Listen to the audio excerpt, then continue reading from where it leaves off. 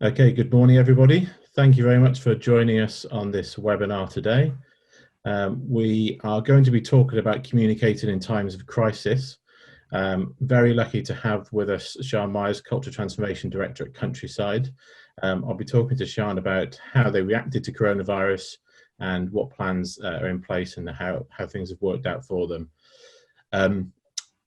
If you have any questions, we have a question and answer functionality through Zoom, so you can submit any questions as we go through, and we'll get to as many of those as we can as we move later through the webinar.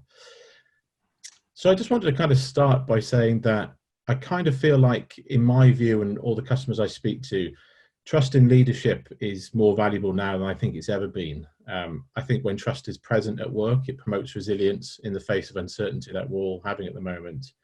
It leads to better financial performance within an organization when trust is high. And so I think as we've kind of got used to this temporary life under coronavirus, people are asking who they can really trust to help them get through.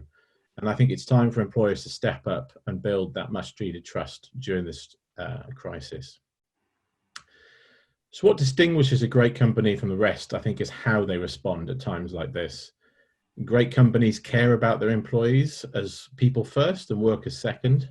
And I think that distinction may not be noticed during a typical workday, but I think it's been critical during the crisis and the last month or so. So my name is Gethin Nadin, Director of Employee Wellbeing at Benefex. And as I mentioned, I'm delighted today to be joined by Sian Myers, Culture Transformation Director at Countryside. Countryside is one of the UK's leading and award-winning developers who specialise in building communities. And for over 60 years, Countryside have built a reputation for high-quality design and sound governance. From house building to urban regeneration, Countryside put people at the heart of their business. So good morning, Sian. Thank you very much for joining us. Good morning. Thank you. It's good to be here. How are you coping with things? Okay, I think, yes. I think we were just saying before this started, week 5, it's starting to get a little bit difficult, but generally I think everybody's responded really, really well to such a dramatic change. So all good. Yeah. We can put up with a lot for probably a relatively short period of time. And I think, yeah, I feel like I'm quite a sensible person who's taken all this very seriously, but this has been the week where I've just been, we need to get back to normal, right? Yeah, definitely. So for those people who don't know, could you tell us a little bit about Countryside, your background, and how you came to have the great title of Culture Transformation Director? Yes, absolutely. And I just apologise to everybody that the kitchen in our house is the best connection I have. So I kept the background real, but that's why I'm sat in the kitchen. So yeah, thanks, Gethin. Countryside, I think some people on the call, I saw some of the names as well. I think some of them have heard from me before, but Countryside is a house builder. I joined 5 years ago, and my job title's changed about 3 times since I've been at Countryside. And the main reason for that, I think you can all see on the slide in front of you. So in the last 5 years, we've gone from about 600 employees to close to 2,000. We've gone through the IPO process and become a public company. We've now got 11 regional offices and 2 factories, and I've lost count of the number of sites. So we're definitely now a big public company as opposed to a small privately owned family run company. And I guess going back to your question about the culture transformation role, Gethin, it's kind of the natural progression, because the last 5 years has all been about growth and becoming a successful business, and we are the fastest growing house builder, and I think we have done that very well. But we are now looking to bring the people agenda much higher up. Not that it wasn't, but just have it much more equal with our business focus. And we have a new CEO actually recently as well. Unfortunately for us, he's homegrown, he's come through Countryside, and he is very passionate about the people agenda. So that's really helped. And in fact, it was he and our CFO who created the Culture Transformation Director role, I think on a journey back from one of our regional offices, because they wanted somebody to focus on it rather than the people team trying to do it as a sort of sideline project. So it's very, very good for the company and brilliant for me, obviously, as well, selfishly. And I guess you guys, as a case study for kind of how you're dealing with this crisis, I think is really interesting. But there's probably another 2 webinars on how you've dealt with that fast growth, and how do you deal with things like engagement and well-being in construction, because obviously these are businesses that for a long time sat on the list along with people like legal firms, lawyers, those kind of people who, you know, this was fluffy stuff, right? It was the stuff that didn't really seemed to have a big impact. And I think from a well-being perspective, obviously the impact in construction is huge. I think construction has probably been, from some of the stuff I've read, been hit worse by mental health issues in employees than any other industry. Absolutely. Yeah. No, I think you're right about separate webinars, definitely. We'll probably tap you up for that. Yeah, that's fine. Yeah, it's been very interesting 5 years, actually. So what's the effect of coronavirus been on Countryside? So appreciate we are a month into lockdown. It's been in the country for just under 2 months. So kind of how have you reacted to that? I think you touched on it. I mean, construction generally has been significantly impacted by coronavirus probably for obvious reasons. So the business impact for us has been significant. We've closed all our sites, and we made that decision a few weeks ago. The knock-on effect of that is we have a large population that then can't work from home. So we also made the decision to put a large number of our people on furlough leave, partly to protect the business longer term as well. And then the office staff, the reduction of work on site means that there's a knock-on effect on them. So the business impact's been quite significant. I think one thing that I've been sort of musing on over the last few weeks is that there might be a positive impact actually from all of this, because of going back to the culture work that I'd started, because we are quite a traditional organisation, and one of the key words that had come out of some of the conversations I started having in my new role was flexibility. And prior to this, we didn't work flexibly, that working from home was fairly unheard of. And I think we've now been forced to work from home, and we've proved we can do it. So I think there could be some positive business impact as a result of all of this, actually, in the long run. Yeah, I think there has to be, right? I think we have to find some positives out of this, and we have to come out of it. You know, even at Benefex, we've realised that, you know, actually, do we want to go back to the way things were? You know, we had lots of people at home working, you know, because people have been forced to do it. So I completely appreciate it's not a normal working from home environment, because you don't typically have your kids there and people aren't necessarily working at their kitchen tables. You might have you might have proper kind of setup if it was going to be permanent. But I think it's interesting how many people have realised that there is a new way of working that, and the impact of just a small volume of your people regularly working from home just 1 day a week, that has on public services and the environment can be quite huge, I think. So I hope we do find some positives in that. Yeah, definitely. One of the things you and I have talked about before was kind of communication, and communication during times of crisis, I think, is really important. And there's not a huge amount of kind of expertise, knowledge or thought leadership, because we haven't really been through huge amounts of kind of crises in this country, certainly not in recent times. But I think what's been really important is where employers have recognised that the uncertainty and anxiety that people are facing at the moment, I think recognising and acknowledging that in communications has been really important. And I think especially when the leaders are communicating decisions that will add to people's stress, such as business closures, furlough, reduction in working hours or pay. And it's interesting, with all the stuff I've read, I think when people are anxious, they need their employer to give them some sense of hope and some sense of control. And I guess we've all seen that in the government as well. So people have been yearning for a plan because we want to see an end, because we want to know that this isn't forever.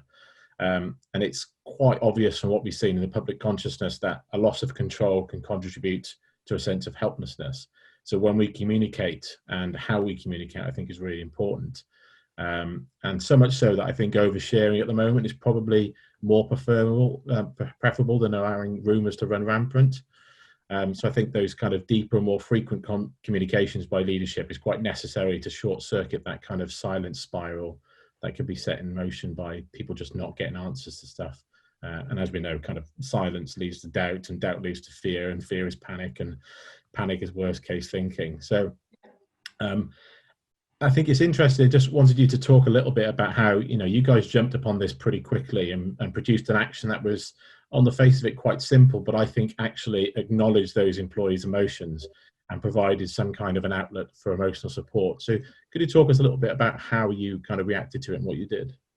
Yeah, absolutely. And I think lots of the points you've covered were when all of this started, our communication strategy, which ironically communication has been a bit of a challenge for us previously, but I think we have done it really well during the last 4 or 5 weeks. And the strategy has very much been people first, and then well-being and keeping people connected. And so one of the first things we did, going back to your question, Gethin, was we produced a pack because we had such a high number of people that we were putting on furlough leave, and we turned it around quite quickly just due to the business pressures. So we closed all our sites one day, and then, pretty much less than a week later, we furloughed 70% of the business. We were very conscious that this was going to be a significant change for a lot of people, that it would cause uncertainty, it would cause doubt and worry, a lot of the things you've said. So the pack, it was very simple, but we sent it to home addresses because we thought that was the best way of making sure we reached everybody consistently. And I mean, I'll list some of the things just in case people are interested, but we did an introduction from our CEO, and his communication will feature, I'm sure, during this conversation, because that's been a real strength for us. They're really from the heart. They really put people first. I did an introduction from myself in the culture transformation role, and then we had a detailed guide to what it meant to be furloughed, plus an FAQ document, plus a lot of the things you would expect, like our employee assistant program, mental health first aider contacts, and little hints and tips like how to download our intranet to an app on your mobile so that you don't have to log on to always see what's going on in the business. So it, as you say, it was quite simple, but really, really effective. We've had a lot of really positive feedback from it. It's interesting, isn't it? Because we speak to lots of companies, and I've got lots of friends who work in smaller businesses or who run smaller businesses, and they've been telling me how they've struggled to communicate. And I think it's fascinating how we've seen, companies like yourself of kind of 2,000 employees communicating in a way that we would expect a smaller business to communicate, if that makes sense. And I think one thing that really struck when I first had a conversation with you kind of post-lockdown, and we started talking about what your plans were, was, I've seen lots of people talk about furlough with their staff that at that time had no intention of furloughing them, and would talk about furlough, and their explanation would be, it's not redundancy. Furlough is kind of not a precursor to redundancy. And it's kind of like, as soon as you mention the word redundancy, that was all people heard in that conversation. Yeah. It's kind of, I appreciate you don't want to say nothing will ever happen, but talking about the present has been really important during this time, I think. It's been moving so quickly, right? But it's really interesting, actually, just because because redundancy was being linked to the word furlough, but we consciously left. We've never mentioned redundancy in association with the word furlough because of that very reason, and that's certainly we're hoping to completely avoid that. So why would you put that word out there and cause any doubt unnecessarily? Completely agree. Something I wanted to also ask you about was some of the research I've been reading about communication during times of crisis, and kind of honest communications is about how it calms the fears in employees, and it touches upon some of the stuff we've already talked about, and how it reinforces that trust in employees' integrity and their humanity, which is clearly, I'm a big advocate for being a caring employer at the best of times, but the last month or so, I think it's really shone through between what makes a good employer and a bad employer. And I came across a 2019 Harvard Business Review survey that highlighted 3 elements that build trust, and they were good judgment or expertise, positive relationships, and consistency. And I think at Countryside, what you've done in the first month of coronavirus and how you've handled those employee communications, would you say that you think you've taken a consistent approach that's encouraged positivity? Because I think it's difficult, right, to be positive when it feels like the world around us is falling and you're making some difficult decisions like furlough and people are worried about the future. So actually, is it an easy thing to do to encourage positivity during this time? It's not. I guess it's not easy, but I think we have been quite successful at doing that. And I mean, not least because I'd already started some work in my culture transformation role during January and February, and our CEO he started in January as CEO actually, so he had sent more communication than he normally would during those first 2 months, had started that whole theme of our communication being about people. So that was helpful, and we'd done a few things just in the lead up to the start of coronavirus that had gone down very well within the business, and they'd started to see a change and a shift towards a more people focus. So that was a bit of context that was happening anyway. And then I think during coronavirus, I've touched on this before, but we're very fortunate that our CEO's communications are always written by him, always from the heart, always very personal, always putting people first. And I think that has had a significant impact. But even things, difficult conversations like the decision to furlough 70% of the business, we made sure that we spent an entire day basically writing the communication and the process for that. We asked all people managers to have one-to-ones with people going on furlough rather than just do it via a letter. We did some talking notes, and the main driver of all those talking notes was about people's well-being, support, keeping them connected. So it was all of the really positive things that you would, hopefully as a person going on furlough leave will reassure you. And then in terms of ongoing communication, we've put a really big emphasis on engagement. Our intranet has never been so well stocked. So we have an engagement page, we've got a wellbeing page, we've got a mental health page. We're running lots of activities and competitions. We've got something coming up next Friday, which is going to be a group quiz. So the idea is everybody logs on and does a quiz at the same time, and there's contributions going to charity.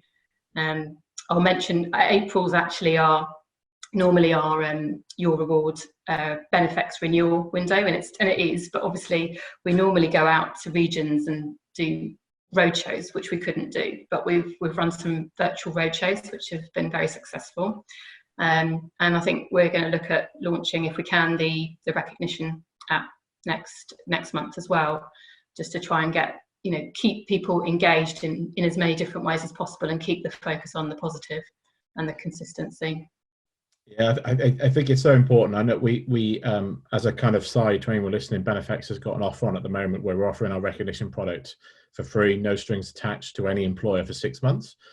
So I'll give that a plug. So message us in the comments, or kind of check our social for details how you can be involved in that. But I think we forget, right, that you look at the Edelman Trust Barometer for the last 2 years, which measures trust in institutions globally, and 72% of people around the world say the most trusted institution in their lives is their employer. So all of a sudden, we're realizing that actually at this time, the research is telling us that employees are trusting their employers more than they're trusting the government and more than they're trusting the media.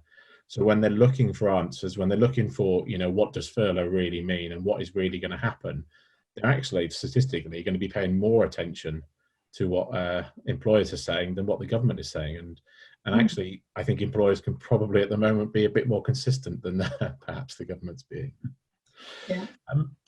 The other thing I wanted to just quickly have a conversation with you was about transparency, because I think trust is really difficult for us to achieve in communications when an employer is being transparent. I think while coronavirus is new for most of us to be managing, there are some secrets I think we can find in the practices of professional crisis managers.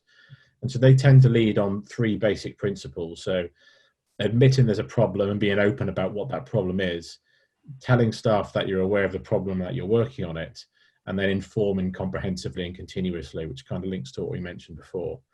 And I found a recent CNN article profiling business owners that suggested that in addition to quelling employee fears and building trust in leadership, greater transparency through communications also makes employees much more conscious of the need to save money and their role in controlling waste during times of crisis and recessions. And so I think, although that might sound obvious, it's really interesting that the more honest we are, or as honest as we can be with our staff, the more we actually get them on board with our own problem solving. Would you agree with that? Yeah, I completely agree with that. I feel very strongly about that actually. When, over the 5 years I've been at Countryside, we've had to manage some difficult situations, and where they've been successfully managed, it's all come down to the transparency of communication. And I know there is a balance because you can't overcommit and things are always at a point in time. But what we've tried to do throughout coronavirus is when we've had to make tough decisions like the furlough leave, we've made sure we've explained to the employees why it's important to do it and the benefit for them longer term.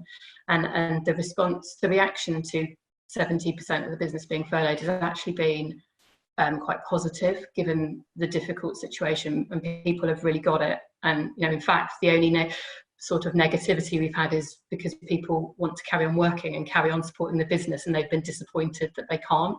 So I think in a difficult situation, that's been managed quite well. It's almost like we employ adults, right? And if you treat them like adults, it's a response. One thing that I think is, I'm sure everyone listening would agree with this, is that something that's really shone through during the crisis, I think, is how quickly the public are being informed when a company does something good or bad.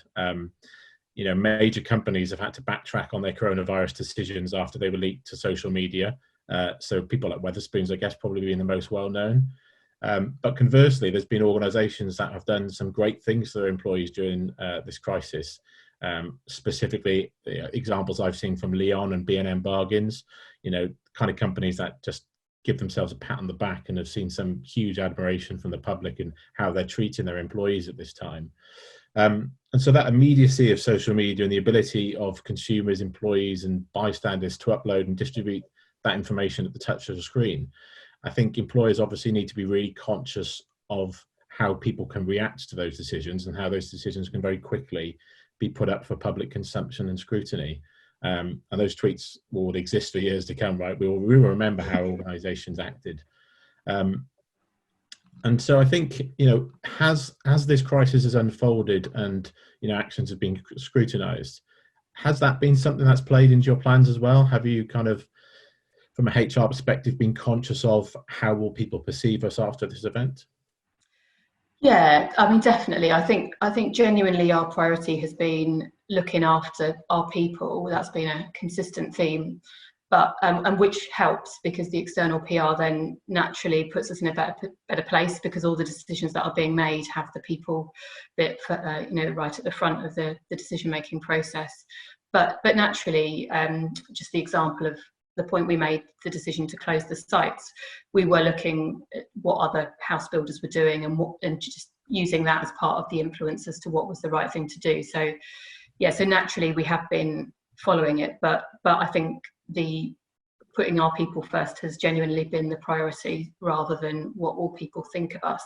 And just on the flip side, actually, a few of our employees actually asked us why we weren't making more about the positive things we were doing. And at the start of the lockdown, that was a conscious decision. We didn't think it was the right time to be sending messages out on social media about how great we were, when actually what we were doing was the right thing for our people because it was the right thing to do, not to make us look better. So it is an interesting question, and it's definitely been talked about, and we've made certain decisions based on our people priority. Yeah, and I guess it comes back to that. If you're doing the right thing and you're confident in the decisions you're making that are the best for your people, even if that does come up for some scrutiny, you kind of stick by your guns, right? You're doing the right thing. Yeah. Ultimately, that should be your only benchmark, I think. Yeah, I agree.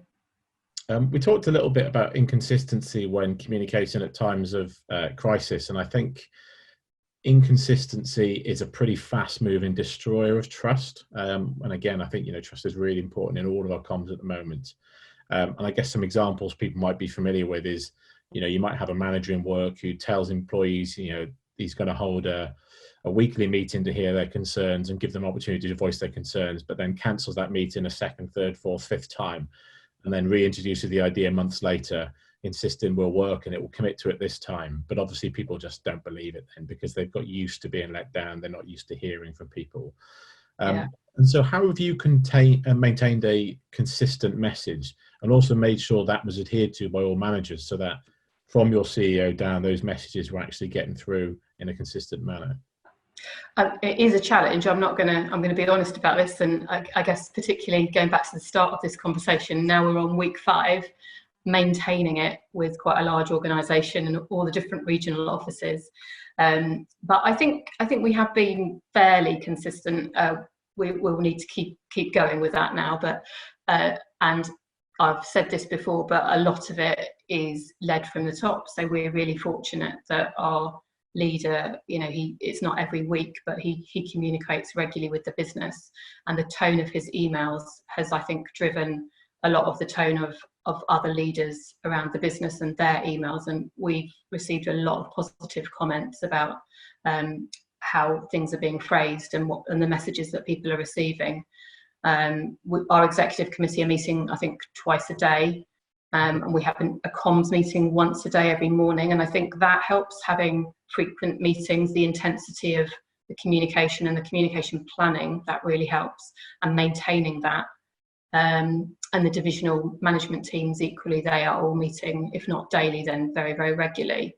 The people team, I think, are really important through this, this crisis. And so the people team are meeting regularly, and they're the big conduit of the messaging and the consistency as well. So there's lots of little nudges, little bit of coaching, encouraging leaders who are maybe not as comfortable with Zoom, and helping them to get people engaged in a consistent way. But as I say, it's difficult, it's a constant challenge, and it's just, I think my message to anyone who's watching is just, you've got to keep going, you've got to keep at it, and don't let it drop, because it's difficult with other priorities to keep that messaging consistent. I think it's interesting, because at Benefex we kind of did an all company update via Zoom. So 250 people on a Zoom call, constantly telling people in the first couple of days to mute your microphone. It was a challenge. But what we found out really quickly is people were kind of saying that was really important, to just have FaceTime with senior leaders in the business talking about it. And then as the 5 weeks has gone on, employees have got used to that. I've had days off where I didn't bother dialing into the call, because I was kind of like, I don't feel like the news is going to be there. But with people's well-being and mental health being so up and down through this, I wake up at the moment, have a great day, and then the next day we'll just have a bad day and feel really kind of overwhelmed by everything. And so when the communication happens on a bad day, I feel like I really need to read it. So even if I might have got used to that regular comms, and 1 week before I didn't feel like I needed to hear from the CEO, the week later I could really need that reassurance from my employer that actually, we're still on track, we're still heading forwards. Yeah. I think from my own point of view, I've kind of seen that's really important, to have that consistency. And you guys are employees as well, right? So you need that FaceTime, you need that update, because you're an employee. Yeah. The rest of us. We mentioned furlough quite a lot. So I think, in the throes of coronavirus, that's a new word, among others, that we've been exposed to.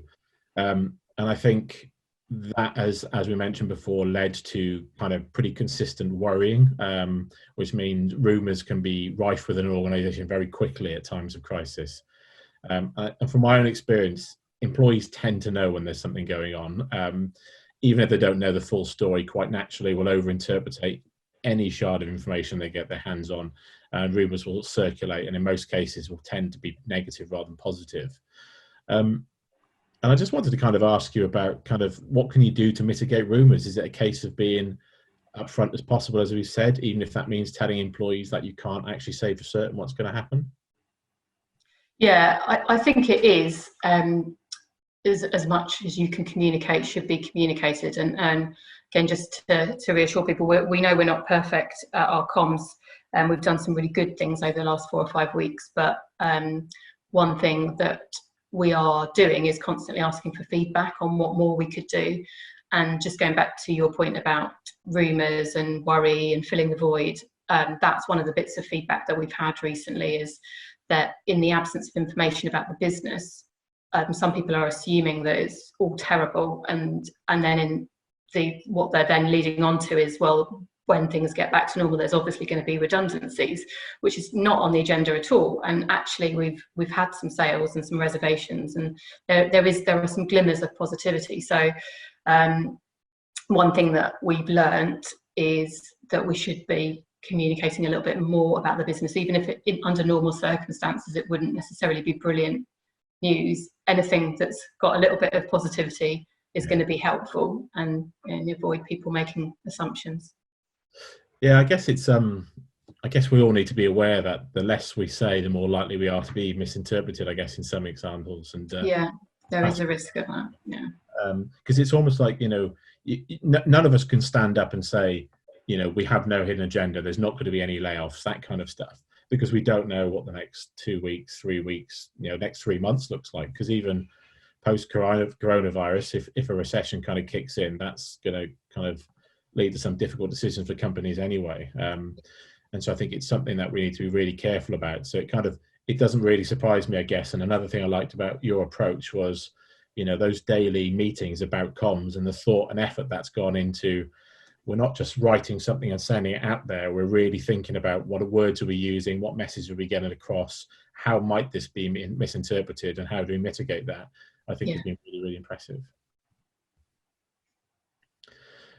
So I think, if we needed to look for proof of how well Countryside are doing, we can turn to social media. Apologies to Sian at the moment, who didn't really know I was going to be doing this, but I had a quick trawl through LinkedIn and Twitter to see what Countryside employees are saying about employers over the last month or so, specifically you as an employer. Your tagline is places people love, but actually I think it's a case of places employees love. And on the screen now, we're going to bring up a few examples of what people have been saying. So if we can move to the next slide, please, Maria. So I'd encourage everyone listening to just take some time to read some of these tweets. As a employee experience engagement expert, in inverted commas, I would love any employer to be getting this kind of feedback on their very best days, let alone during the midst of a crisis.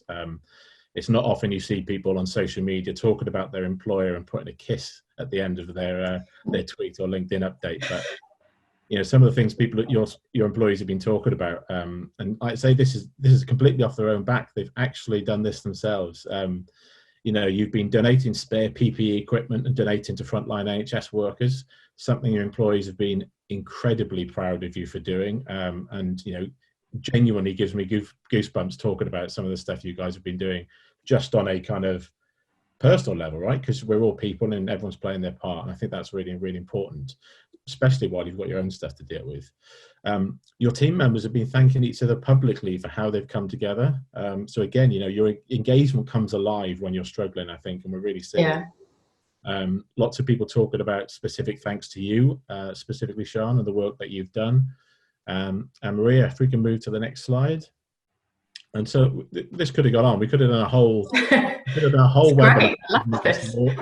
I could have just been lording over all the great things people.